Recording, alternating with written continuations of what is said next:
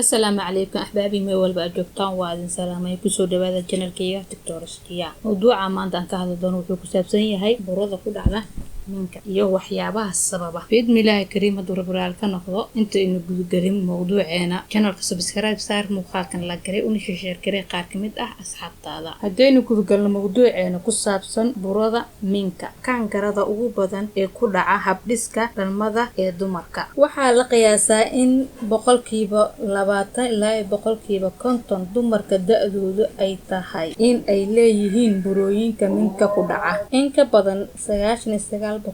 kamid ah oo burayaasha minka ma ahan kuwa kaankara ah waa kuwa iska caadi ah maxaa sababa burada minka inkastoo aan la aqoonin waxa sababay buraha minka waxaa la aaminsan yahay in burayaasha minka kuwi ka soo baxa ay loo aaneeyo muruqyada ku yaala gidaarka minka taranka unugyadaasi waxaa qayb libaax leh ka qaata dheecaan loo yaqaano estrogen yaa khatar ugu jira marxaladan oo loo yaqaano burada ka soo baxda minka dumarka ku sii dhawaanaya dhalmagoyska ayaa ku jira khatarta ugu badan in uu ku dhaco burada minka sababtoo ah muddo badan ayaa la soo deynayay dheecaanka loo yaqaano estrogen oo sidaan hore ugu sheegayba saameyn ku leh samaysanka buraha minka haddaba waa maxay calaamadaha lagu garto xaaladani kow waxaa kamid ah caadada oo badata ama cuslaata 2 dhiigbax badan oo yimaada xilliga caadada 3 xanuun laga dareemo kumaarka iyo bowdaha 4 kaadi badan 5 dhabar xanuun 6 xanuun yimaada xilliga